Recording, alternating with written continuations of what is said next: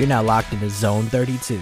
Max Mercado, Grant Derflinger, Jake Miller. Only on NeutralZoneInfractions.com. NZI Properties. And ladies and gentlemen, thanks again for joining us for another edition of the Zone 32 podcast, the only all 32 podcast courtesy of Neutral Zone Infractions. Follow us on Twitter at NZI Properties and online at NeutralZoneInfractions.com. Max, Grant, Jake, joined by a special guest, John Vicari, covering the Giants for NZI. We'll get into a little bit of that later as we discuss and preview our Week 16 matchup between the Ravens and Giants. We're going to hit the ground running, though, fellas. So real quick, before I turn things over to you, quick NFL news from Week 15.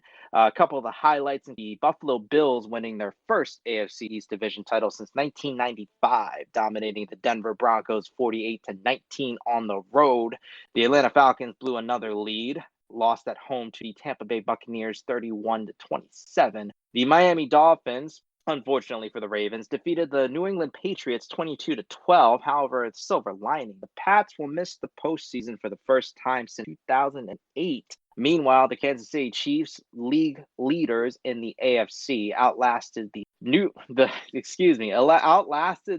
Brees-led New Orleans Saints. Brees, in his return, unfortunately was unable to keep pace. Chiefs win 32-29 to maintain pole position in the conference for a first round bye.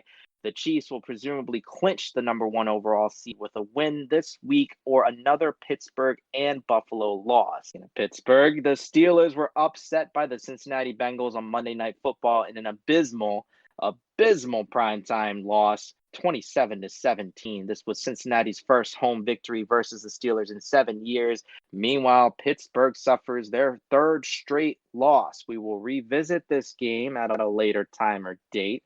And in other news, the New York Jets, previously winless, attained their first win of the season, upsetting the LA Rams 23-20. The city of Jacksonville rejoicing because they now hold the number one overall pick, and they are presumably in the running for Clemson quarterback Trevor Lawrence. Meanwhile, the Jets are wondering what the hell they're doing with Adam Gase still at the helm. And speaking of Jacksonville, getting into our first segment, the Ravens absolutely demolished the Jacksonville Jaguars 40-14. This was the Ravens' 37th straight regular season game with at least 110 yards rushing. The last time in which they were held under 100 yards rushing in the regular season, Joe Flacco was the quarterback. So we're going to turn things over to our expert analysts, and I call you experts because I'm biased and not just because you guys happen to be here listening right now.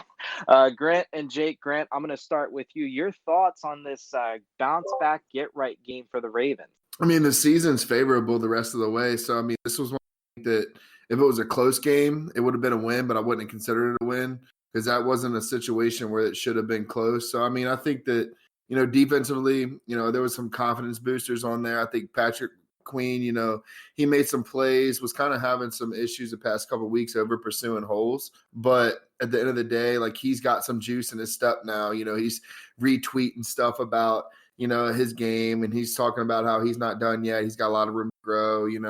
That type of recognition will give a young guy confidence. I mean, he's hopped in and playing in a role right now that not anybody can just hop in and play. He might get overly criticized, but man, you're the starting linebacker for a Wink Martindale defense. You better know your shit.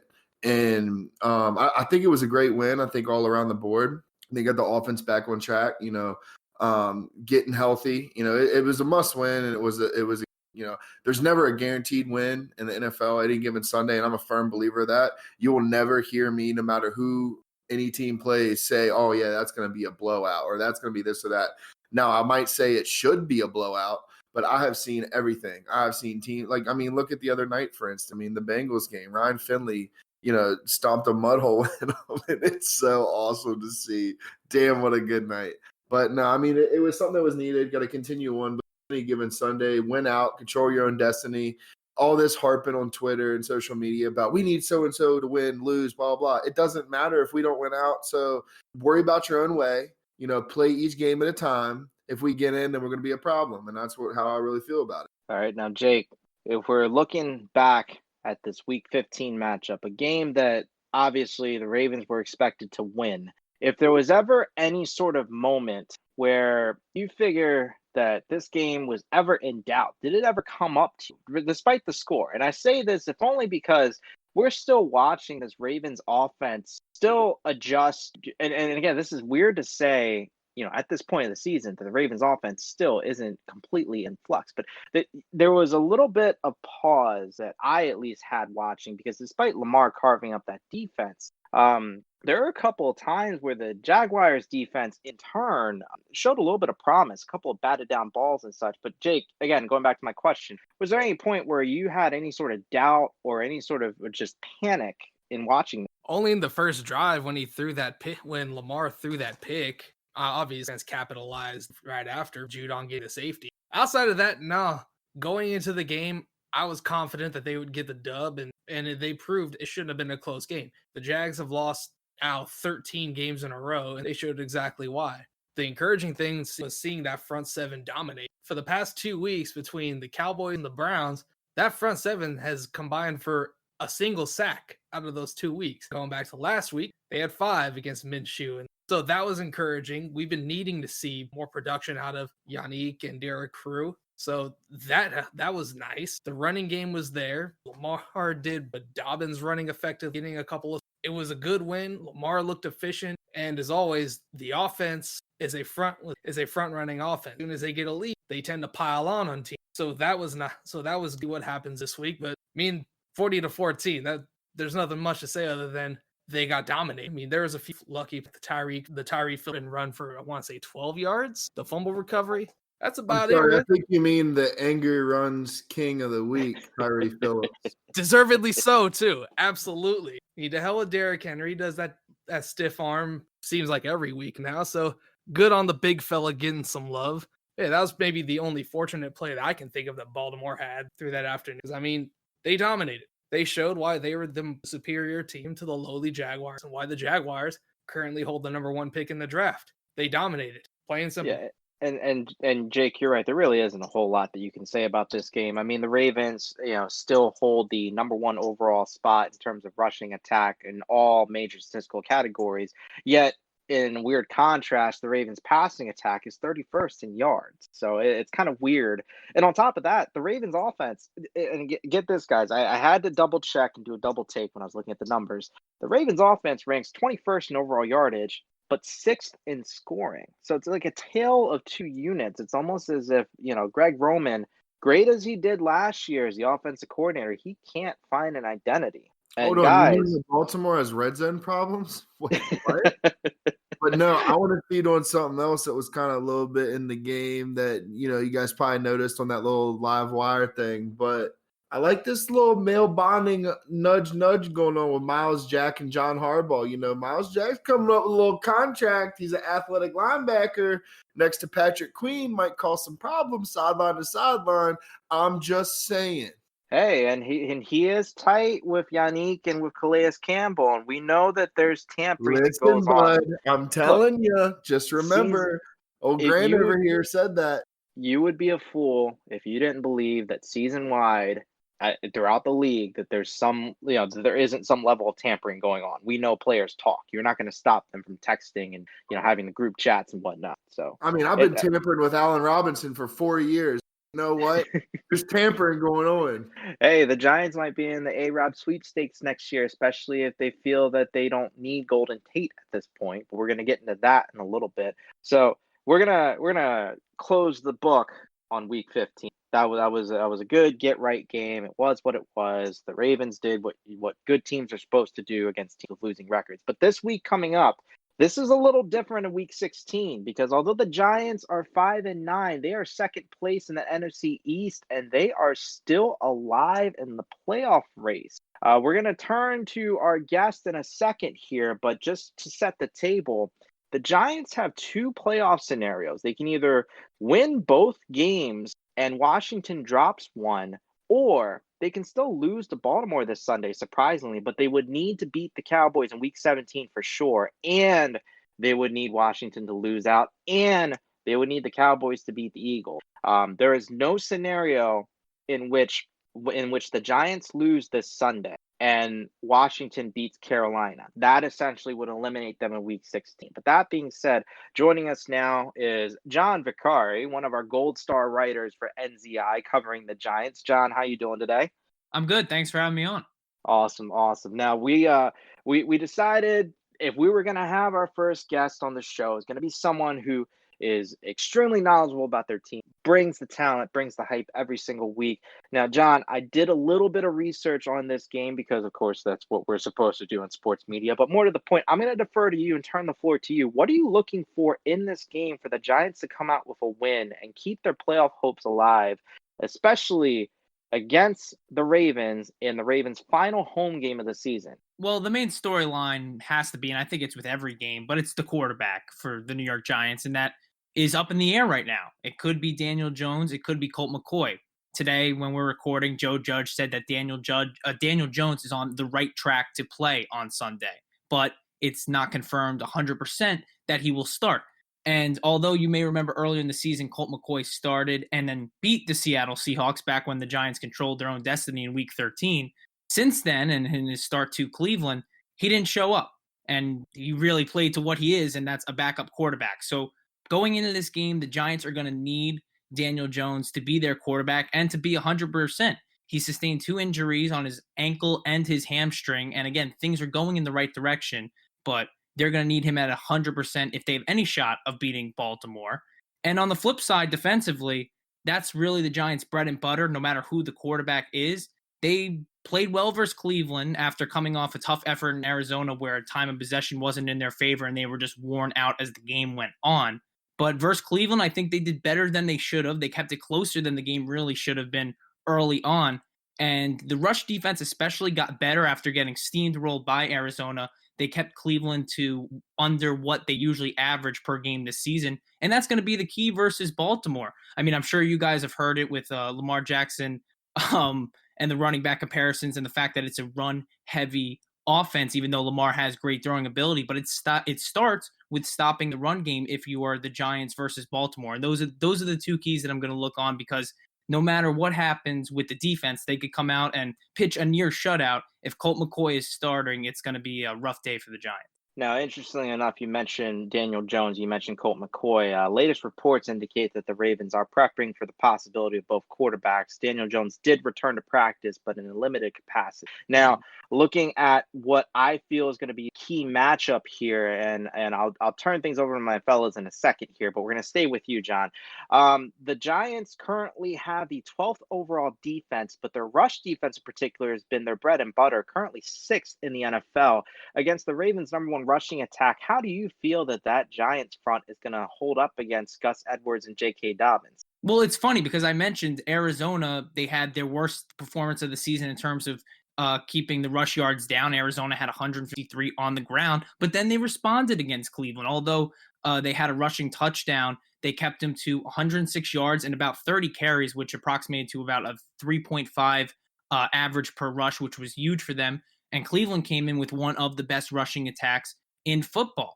Now, the names for Baltimore, and again, it's been a 3-headed monster, and you guys would know better than me, but it really doesn't matter the top tier back. It's just a constant running ability. And the main thing for the Giants is going to be time of possession, because if Baltimore early on can't establish a run game, if the Giants offense is 3 and out, they're going to eventually establish a run game. That's just the pattern that has happened this season. And the Giants don't sustain long drives and keep their defense off the field and Baltimore's offense off the field, then it's going to spell trouble. Do they have the capability to stop Baltimore's rushing and contain it and put themselves in an opportunity to win? Absolutely. The Giants have been in a ton of one-possession games this season, but it starts with the offense moving the ball. The defense in a way is reliant on the offense, and the defense has been bend but don't break all season. But if the Giants offense can't put them in a good opportunity, in a good spot, then they're going to break sooner. And that's really the key. Do they have the capability to do so? Yes. But will they is the question. And again, this is a team that controlled their destiny in Week 13. And as you mentioned on the top, no longer. So it's going to be interesting to see how this game shakes out. And one the Giants are going to need, and you touched on it though, as much as Baltimore fans know they need this game, the Giants definitely need it because there's no wild card scenario for them. It's division or bust if they want to appear in the playoffs. Now we're going to hit one more angle, John. So Pro Bowler James Bradbury, or I should say newly minted Pro Bowler James Bradbury, was activated off the COVID list this week. He is expected to play. Now, he does lead the Giants with 3 interceptions. More importantly, he is second in the league with 17 pass breakups. That definitely attributed to his conference leading number of votes at his position. Bradbury obviously could help with time possession, but in a more obtuse way, and producing more turnovers or just pretty much stopping the passing attack. But here's an angle I want to hit with you, John. Wayne Gallman at running back, he leads the Giants rushing attack. He's having a career year with a career high in yards from scrimmage and scores. Now, here's an interesting thing I noticed when I was looking at his game logs. He had 2 monster games on the road in weeks 12 and 13. Both were victories against Cincinnati and Seattle. And especially the Seattle game was a huge upset, despite how terrible the Seahawks defense been. But Gallman dropped off, and he had only 86 total rushing yards in 2 home games since then. Do you see Wayne Gallman rebounding this week against a Ravens defense that isn't quite as sharp as last year, but still formidable? Yeah, it's tough. And it starts with the offensive line in terms of the rushing attack, because if people know Saquon Barkley was lost early on the season. And for a while, the Giants were without a rush game. There were multiple games early in the season where Daniel Jones led in terms of rushing, led the team. And it would just be because he would break a 30-yard run each game. I would joke that at least one play, he would fool the defense on a read option because the defenses didn't think he had that running ability. He'd run for 30 yards and then really wouldn't be seen the rest of the day, but that would be enough to lead the team in rushing, which is funny enough. But they finally found Gallman, who's been in the organization for 3 or 4 years, and he's been good. But again, it starts with the offensive line. Andrew Thomas, who's a rookie tackle, took some steps in the right direction. His best game was against Seattle, and even last week against Cleveland, he contained Myles Garrett, which was huge. But in Arizona, he had the worst game of his career. So him being on for the Baltimore game is huge because he's been so inconsistent. And the reason the run game, in my opinion, has suffered in the last 2 weeks is the fact that Jones isn't there, because Colt McCoy isn't a rushing or passing threat to the extent that Daniel Jones is. The defenses maybe not believe Jones has top 20 or top 25 quarterback passing stats or is that big of a threat, but he's a way bigger threat than Colt McCoy is. Cleveland loaded the box, and so did Arizona once Jones was knocked out of that game late, because they knew that Colt McCoy didn't have the passing and didn't have the rushing ability. So again, it all goes back to Daniel Jones as well as the offensive line. But in terms of Gallman, I don't think it really has been his play just deteriorating. Those stats are just attributed to what he sees in front of him, and that is not a lot of blocking because the defenses that he's played in the last 2 weeks, Arizona and Cleveland, have loaded the box, and really from the start, Gallman hasn't had a shot. Now, John, I hope you'll stick around with us because we'll probably want to hear from you towards the end as well when we cover the other games coming up. So thank you for that input. Going to put a quick bow on this real quick now with the Giants. Now, I mentioned Pro Bowls. Of course, James Bradbury leading the NFC in Pro Bowl voting at cornerback. He's the first Giants corner to make the Pro Bowl since Janoris Jenkins in 2016. Meanwhile, Evan Ingram is the first Giants tight end since Jeremy Shockey in 2006 to make the Pro Bowl. He himself was surprised, of course, for his selection.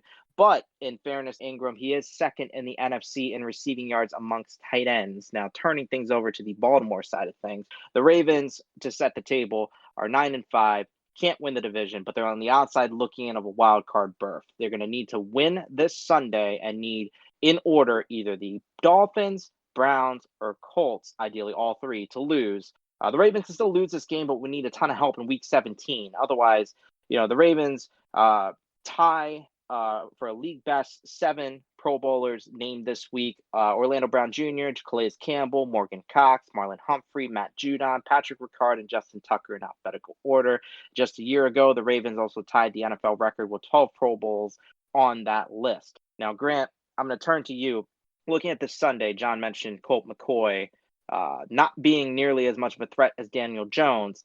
However, the Giants' passing attack is ranked 29th in yardage for a 31st overall ranked offense. Do you think that it really matters in this case for the Ravens, whether it's Jones or McCoy? Who are you more afraid of the two? I mean, first of all, John, welcome, man. I really, with speaking on all of our behalf, really appreciate you coming on and stuff. When I think about that, like I think about like depends. Colt McCoy could be scary because there's not really a game plan for him. You know, that's kind of like the situation where you have the backup quarterback come in, and you aren't really game planning for him. Daniel Jones has a lot of strengths, big, strong arm. He's very smart. He knows the type of offense, but you know, I don't think Wayne Gallman's going to do much just because I think everybody's getting healthy, everybody's doing their thing. But you know, teams like the Giants, and this is scare me because they are legit in the hunt right now, and you know, it's one of the unknowns. It's like, you know, like I talked about before, you know, you don't ever really say, hey, somebody's going to beat somebody, because it really is any given Sunday, and we see it every year, sometimes every week. But I do think that the Giants do have the skill position. Not sure what the heck has happened with Darius Slayton, but you know, I'm a big fan of his. You know, he's got a lot of ability to himself. You know, Colt McCoy coming in, you know, changes the whole game plan because, like I said, the whole arm strength thing with Daniel Jones, you can make a lot of throws that, you know, Colt McCoy's not really that guy. He's more like a, you know, try to take care of the ball, manage the basics of the offense type of player.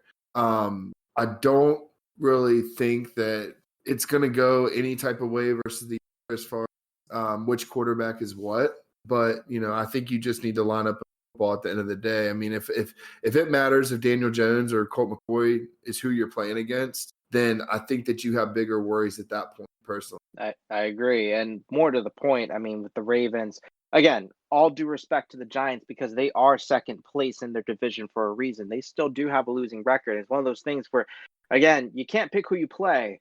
But if you are a team with playoff aspirations, you beat the teams you're supposed to beat. And there's no reason to believe that the Ravens should, you know, be struggling in this game. But Jake, I'm going to turn to you. I do have a little hesitation because looking at the injury report, although Calais Campbell returned to limited practice, dealing with a calf injury still, and of course complications from COVID, cornerbacks Marcus Peters and Jimmy Smith are still sidelined. That Ravens pass defense, which is only 14 yards allowed, is still vulnerable. And on top of that, Marquise, we're not going to call him Hollywood Brown, was a new addition to the injury report on Wednesday. He's dealing with a knee issue.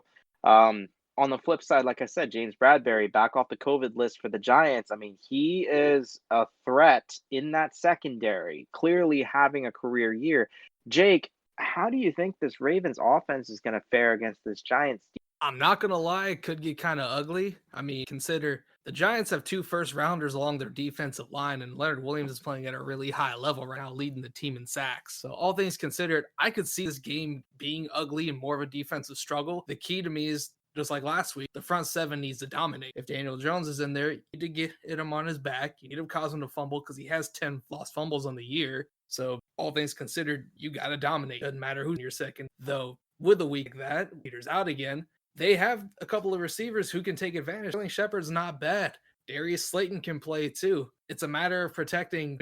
It's a matter of getting after the Giants and don't let them protect it. The difference is I think McCoy will get rid of the ball quicker. Daniel Jones will try to make their play. Problem with Jones is the fact that he can run, and he can run if you're not just in your rush lane. Take one for 80 on you again. Though let's hope he stumbles or he falls into the end zone against Philly. I could see this being like a 19-10 kind of game, to be honest. Like, it's nothing against our offense. Their defense is good. They give up under 4 yards per carry, and there's only 6 defenses in the league right now that give up that few yards per carry in the NFL. So that's crazy to me, the state of defense this season. But nonetheless, do what you do. If you're going to win this game, keep doing what you do. Cleveland going to the week 14, they were a good run defense, and Baltimore put over 200 yards of the threat of Lamar. Just like what John pointed, the Giants' worst game as far as defending the run went was against Arizona, who have little Kyler Murray who likes to run the ball, and Drake. So you have players who can do it, so really get it done. Run the ball, set up the play action, get out with a win. Style points are irrelevant. You got to keep winning. You got to win out and get some help along the way. Now, before we get... Hey, you want to laugh about Daniel Jones's rushing real quick? So I'm a big UNC fan. I'm a big UNC fan also. In his senior year, he freaking ran like 105 against Carolina. Like, yeah, it's Carolina's defense, but he had like 12 carries for like 185 yards. Which, it's crazy to me that Daniel Jones is second on the team in rushing. Which, again, this is kind of hypocritical because we have a quarterback, but it's the fact that, free agent pickup Devontae Freeman hasn't really done a whole heck of a lot, only 3.2 yards per carry. Alfred Morris, I mean, he's not getting the touches that he should be. I mean, the guy is 4.7 yards per tote, and he's got Yeah. 222 rushing yards. And yet Devontae Freeman was supposed to be the guy? Like, what the heck?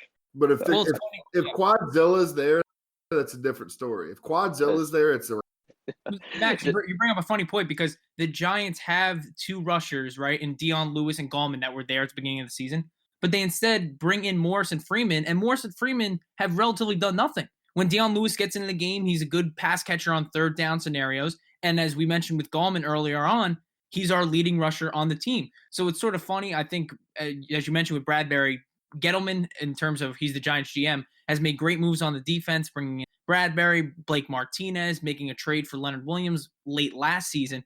But in the running back scenario, filling Saquon Barkley has relatively come from what we had at the beginning of the season, yet we have signed two players that have not produced a lot, but are still getting some touches that are taking away from Gallman in a certain extent because they are big names in Morris and Freeman. Yeah. I'm glad you brought up Dave Gettleman. And to credit like the whole Bradbury thing too. Like, I mean, I'm at Carolina everything outside of the Orioles, and like I closely follow the Panthers sometimes. And Bradbury is such a stud. Like how he got out of there, and then when criticize the Giants for paying him the money they paid him, I'm like, bro, you have no idea. That man is he can lock you man on man, and he can also zone coverage in every zone situation. He's a 4-down corner, period.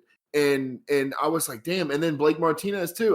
That was another guy that I got criticized for because I wanted Baltimore to get him bad because he's a sure tackler. He fills gaps. He's smart. He's intuitive, and he knows like defenses and knows where to be. He doesn't get the glitz and the glamour, but he's a hard-nosed type guy. He's like an LJ4 guy, but more athletic with a smarter mentality to him. Oh gosh, again, Green Bay never should have let Martinez go. I mean, props to David Gettleman. As much as I shit on him as a GM, I mean, he's low key, at least on the defensive side, made some great moves. I mean, Logan Ryan was low key a great pickup. I thought Ryan didn't have anything left in the tank. Jabril Peppers has been lights out this year in situational football. I mean, that defense is much better than they've appeared in the box score. It's just that on the offensive side, I don't know how he is as an evaluator of talent, thinking that, Golden Tate and Sterling Shepard was going to be enough. I mean, Slayton's been okay, but it's like I almost feel as if they went for broke on defense because they figured they would have Saquon all year long. And of course, the freak injury occurs and their season was nearly a bust since. And I'm not going to write the final eulogy for the Giants on 2020 because the fact of the matter is, no matter what happens Sunday, as long as they mathematically have a shot, this at least is somewhat of a silver lining for them to build upon, whether Jones is their man moving forward or not, which they insist he is. At the beginning of the season, sorry, one final note before we move on. At the beginning of the season, there was this expectation, at least for me and most Giants fans, two things. Team gets better, and Daniel Jones is our guy. And if he's not, go draft someone like a Trevor Lawrence, Justin Fields, Zach Wilson, whoever out of college.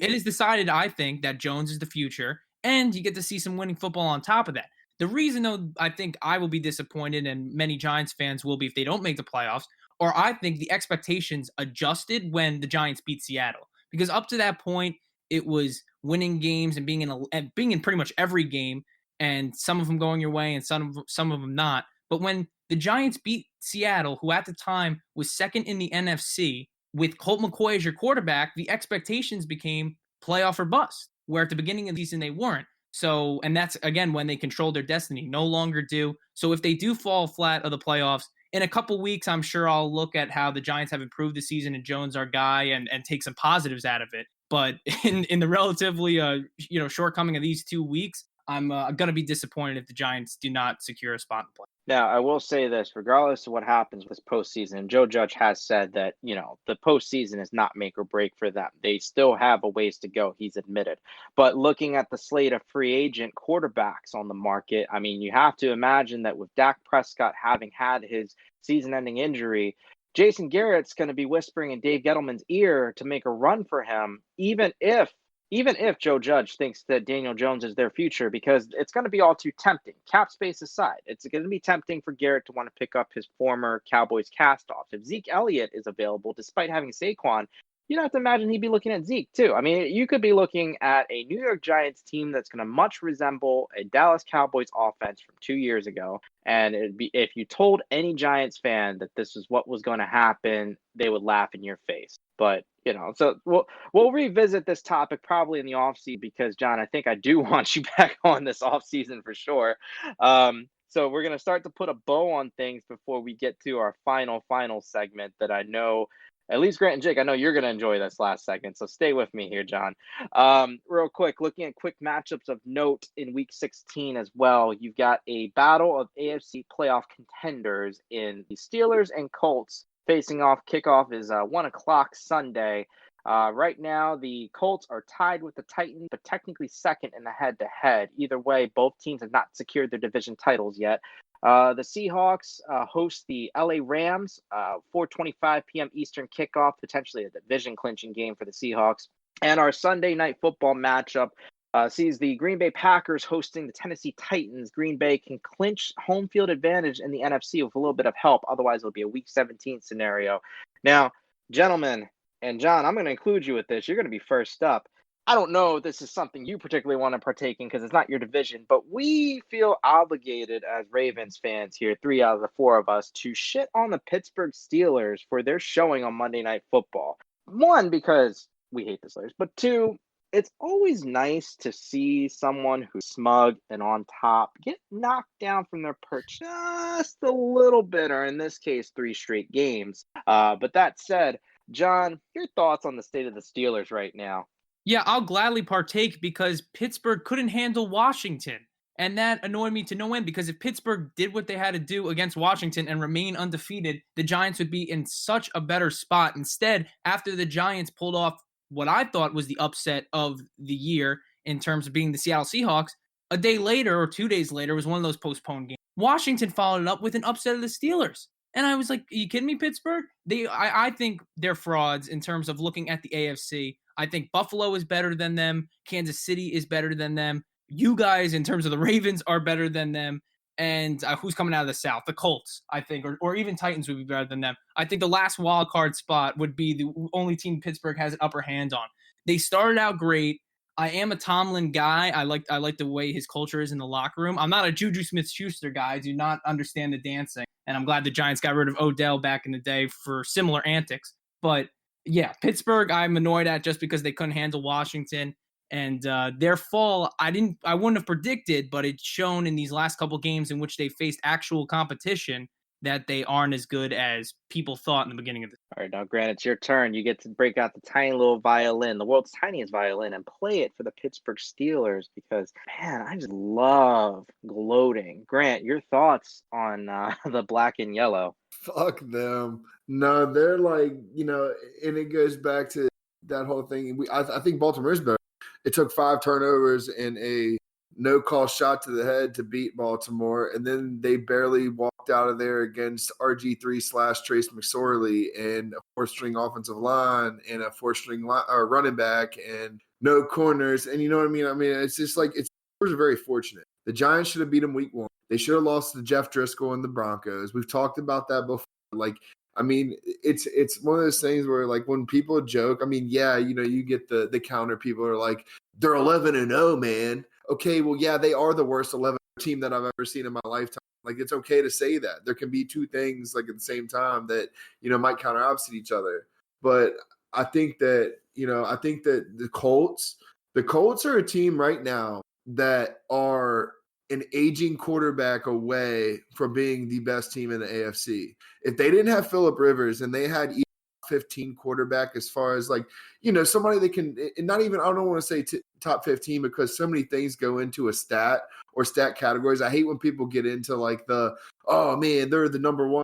Like, think about defenses. People are like, oh, they're the number 1 defense. And what? Total yards, scoring, turnovers. Like, you can't categorize anything like that. But if you have a top 15 quarterback in the sense of, ability to, Phillip Rivers doesn't move outside of 4 feet wide versus 4 feet long. Like, he doesn't, his arm is not the same ever. I don't know who has a bigger. You got fucking Linguini, Ben Roethlisberger, and then you have Angel Hair Pasta, Phillip Rivers. Like, they can't make the throws they need to make. They have the weapons. Jonathan Taylor, Naheem Hines, Michael Pittman, who in my mind is better than Claypool. Like you have these guys that can't. Trey Burton's an athletic tight end. Mo Alley Cox is a very athletic tight end. Jack Doyle is a great tight end. I mean, you have all these weapons in the offense, and the one common denominator, phenomenal offensive line. The one common denominator is Phillip Rivers. So I think that the Colts are a scarier team, but they don't scare me at all in the playoffs in the sense that Phillip Rivers does not intimidate me whatsoever. He's going to have to play the game of his life at this point to beat any of the teams that are eligible in the playoffs right now. And I mean, there's big games on Saturday. We're all Raiders fans, at this point. But I think that there's a lot of season, whatever it may be. But I think that if the Ravens make the playoffs, the AFC better watch it. Exactly. And that's not being a homer either. Like I don't do the homer stuff. I don't like the homer stuff. Like I will criticize what needs to be criticized, but I won't be an ass like people we see on Twitter all the time. But this team, healthy, confident, and with momentum, is a very dangerous team. Now, Jake, I'm going to let you be the last one to take that little bit of dirt and pile it on top of the coffin that is the Pittsburgh Steelers with their noodle-armed rapist quarterback, Ben Roethlisberger. Yes, I can say that because I am the one putting the show together. Jake, your thoughts on the Steelers and their collapse so far? It's juicy as hell. It would piss me off if they lost out and the Ravens didn't make the playoffs. But even that being said, you shouldn't have to rely on your division rivals to make the postseason. You should beat them. But that being said, people have pointed out they had the easiest schedule leading up to these past few weeks up until this point, which is why they're 11-0. And as you guys mentioned, escaped some games they should have lost with wins. On one hand, you can call that the heart of a champion. On the other hand, when you see them put to a Washington football, the Bengals, even Buffalo. Buffalo's good, but that being said, if you're a contender, you can't get smacked around like that. And they did. They had Stephon Diggs. Beasley's nice too, but Stephon Diggs tore him up. And if you're an opposing defense, you can't let Josh Allen go off and keep going to Stephon Diggs. Make someone else beat you. Beasley's nice, but I wouldn't be as worried about him as I would about Diggs. He went off for 10 for $157. Yes, Pittsburgh should be scared. I mean, I remember a couple of Super Bowl champions lost 3 in a row and then wound up with a division at home against another team, even come week 16. But if they lose this week to the Colts, plain and simple. I mean, the Colts are a good team as well. Again, you can't lose 5 in a row and expect to be a contender. Like, not by any stretch. To Cleveland, if you lose to Indy on the way to limping your way into the postseason, that's not good. Like, teams are already circling Pittsburgh and hoping they get matched up with them in the first round, myself included. Ravens, make it happen. Let them get beat. Let the smugness get slapped off their faces. And to Grant's point earlier, it's Raider Nation on Saturday. I'm not a Raiders fan, but this Saturday I am. Go beat those damn cans of tuna in Miami. So if they win, I'm gonna bump that damn cheesy 80s rap song from back in the day where you hear Howie Long and Marcus Allen rapping for the Raiders, the silver and black. At that point, would they be cans of Tua? Right? That's what I'm saying. But all things considered, Pittsburgh should absolutely be worried.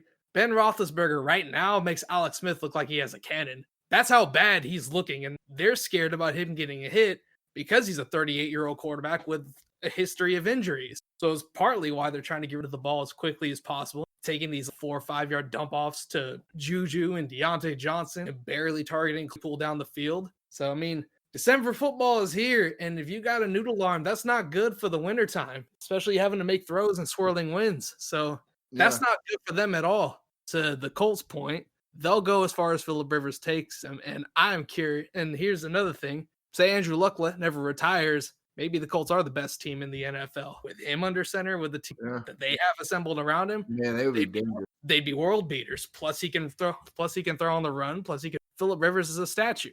But yes, back to Pittsburgh's point, all bad.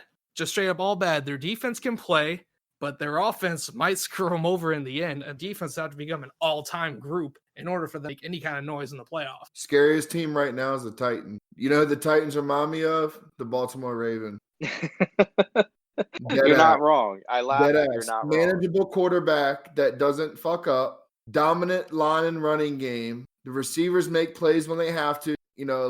Like there are things that remind me eerily of the Baltimore Ravens, and it's weird. And not saying right now, but I'm talking about the Baltimore Ravens that we're all used to. Like this whole like new Lamborghini thing with Lamar, and I love him, but it's not what we're all used to. We're used to, man, we just got a quarterback, don't throw an interception, but we're going to ground and pound and beat the brakes off of you. Like we're going to man football you. And the Titans are kind of like that. If they had a better defense, then they'd probably be my favorite out of the AFC. I'm going to be honest with you. Yeah, now that might be a good topic for next week in terms of how we as fans have adjusted, Ravens fans have adjusted to seeing a new style of offense, in which balance is the key, not yardage. Because again, most teams you're expecting in terms of production, 75% through the air, 25% on the ground, but we're almost an even 50-50, sometimes 60-40 split in skewing in favor of rushing yards. But, more on that next week. So in the meantime, John, any final words for Ravens flock and our listeners here? No, again, thanks for having me on. I'll be rooting for the Raiders for you guys. And if you guys could root for the Panthers, that'd be very nice because that would definitely help out the Giants. John, for you, I will root for the Panthers, even Thank you. though I was a Carolina everything fan, because I appreciate you. Thank you.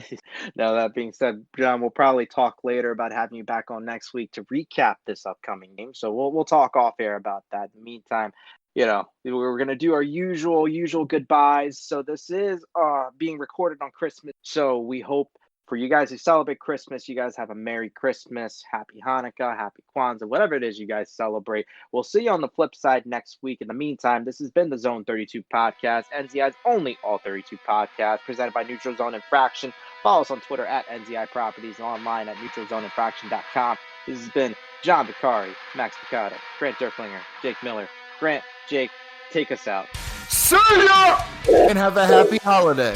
Merry Christmas! Max, Grant, Jake, Zone 32, only on neutralzoneinfraction.com. NZI Properties.